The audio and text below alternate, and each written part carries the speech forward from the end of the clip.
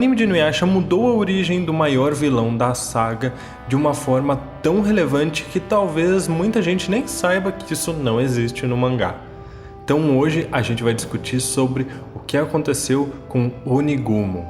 Olá meus queridos, eu sou o Avalon das páginas Avalon Geek e como eu disse na introdução, o assunto de hoje é justamente discutir uma das grandes mudanças no plot de Inuyasha e que podem ter passado um pouquinho despercebidas e parecer talvez um pouco inocente, mas que quando a gente para analisar significa muita coisa. Afinal, se não fosse um acontecimento exclusivo do anime, talvez a história seria totalmente diferente, pelo menos no anime. Então, desde já, se você gosta de vídeos de curiosidades, de discussões sobre Inuyasha clássico, eu vou pedir para você já deixar o seu like e também comentar aí algum vídeo que você gostaria de ver aqui no canal sobre Inuyasha clássico. É claro que a gente fala de outros animes e mangás e eu tô sempre pedindo sugestões para vocês. Se você não é inscrito, caiu de paraquedas por aqui, dá uma olhadinha nos vídeos, nas playlists, porque eu tenho certeza que alguma coisa vai te agradar. E aí eu vou pedir para você se inscrever para acompanhar tudo aqui com a gente, fazer parte dessa comunidade incrível. Lembrando também que o compartilhamento ajuda os vídeos a atingirem ainda mais pessoas e também mostra para o YouTube que esse vídeo aqui é interessante e faz com que ele recomende para mais pessoas, fazendo a comunidade crescer e a gente se tornar cada vez mais. Mas enfim, chega de enrolação e vamos logo para o conteúdo do vídeo, que é justamente falar sobre Hazetsu. É muito importante para a história, para a trama de Onigumo, pelo menos da maneira como foi contada no anime. Para quem não lembra, esse personagem, e eu vou contar primeiro a história dele no mangá, ele aparece no capítulo 227 do mangá, que é justamente após o sumiço de Naraki, quando tá todo mundo procurando por ele, enquanto a gente sabe que ele estava escondido dentro do Monte Hakurei, ali mexendo com seu próprio corpo para se tornar ainda mais forte.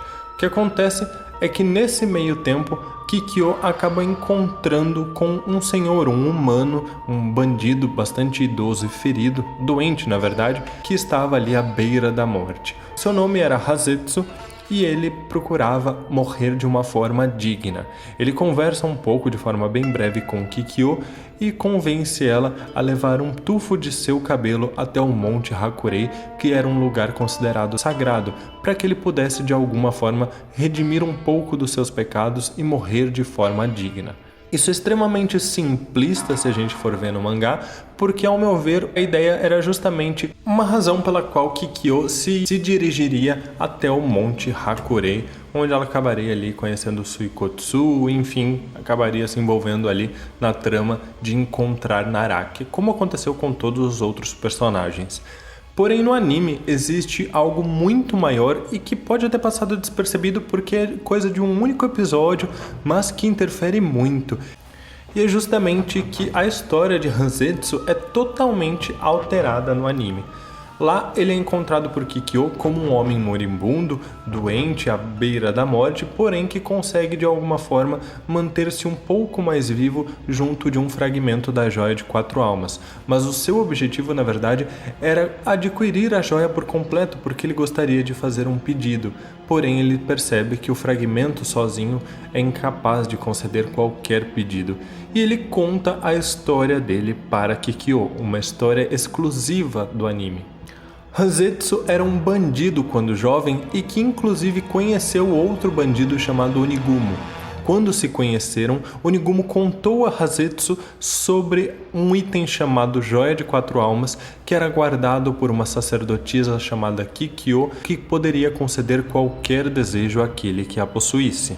Por conta disso, a ambição de Hazetsu fez com que ele sozinho fosse ao encontro de Kikyo para lhe roubar a Joia de 4 Almas, mas ele não sabia que ela era acompanhada por Inuyasha, um meio yokai extremamente poderoso e que não apenas conseguiu proteger Kikyo, como acidentalmente acaba ferindo o olho de Hazetsu com a sua própria espada.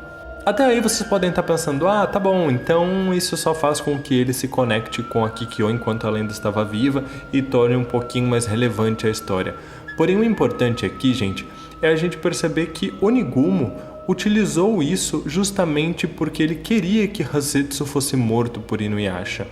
Aparentemente não havia nenhum motivo específico para que ele fosse morto por Inuyasha, mas Onigumo apenas queria encaminhar Hasetsu até a morte, então ele enganou Hasetsu para que fosse sozinho até o encontro de Kikyo e acabasse sendo morto, porque quando Hasetsu volta, ele descobre que todos os seus soldados, todo o exército de bandidos que ele comandava agora estavam sob as ordens de Onigumo. Com desejo de vingança, ele incendeia todo o palácio onde os bandidos estavam, inclusive Onigumo, causando aquelas queimaduras que nós sabemos que existiam inclusive no mangá. Também foi próprio Hasetsu, junto com os seus bandidos, agora novamente fiéis a ele, que jogaram o corpo de Onigumo praticamente morto e todo queimado no abismo de Naraki, aonde ele foi encontrado por Kikyo. Ou seja, o que eu quero trazer aqui para vocês é uma reflexão sobre como Hasetsu, pelo menos no anime, é o completo responsável para que Onigumo conhecesse Kikyo, se apaixonasse por ela, vendesse a sua própria alma aos yokais e então tivesse nascimento a criatura de Naraki. Sem Hasetsu, isso não seria possível. Então, na verdade, gente, o primeiro vilão responsável por tudo, aquele que acidentalmente, eu diria, causou toda a trama de Inuyasha, foi o próprio Hasetsu, porque ele acabou fazendo com que Naraki nascesse, ainda que indiretamente, pois pelo que nós pudemos ver nesse flashback, na história de Onigumo contada no anime, Onigumo era ambicioso, era um ladrão, era uma pessoa ruim, mas ele não almejava a Joia de 4 Almas, ou pelo menos ele não ia tentar conquistá-la porque sabia que havia um protetor Inuyasha que não iria permitir que ela fosse roubada de Kikyo. Então, num primeiro momento, Onigumo, enquanto um bandido humano, não oferecia riscos a Kikyo ou a Inuyasha e muito menos causar tudo o que a gente sabe que ele causou enganando os dois. Talvez Onigumo realmente tivesse desde sempre um objetivo em adquirir a Joia de 4 Almas, mas muito provavelmente ele, enquanto humano, não conseguiria fazê-lo.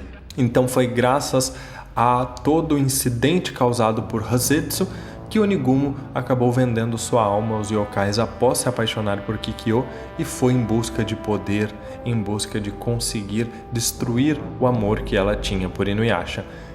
Essa é uma curiosidade barra discussão que eu quis trazer para vocês, porque eu não sei se todo mundo se lembra, se todo mundo sabia que isso é exclusivo do anime, mas eu acho interessante porque isso muda completamente tudo que nós temos a respeito de percepção sobre o Onigumo e o próprio Naraki. Vocês gostam disso, dessa ideia, ou vocês preferem se apegar à ideia original do mangá?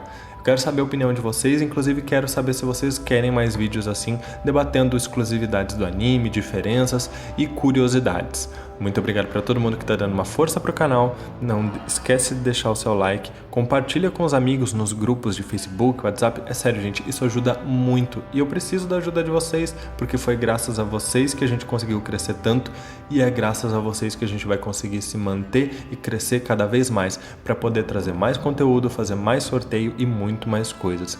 Muito obrigado por toda a ajuda, até mais!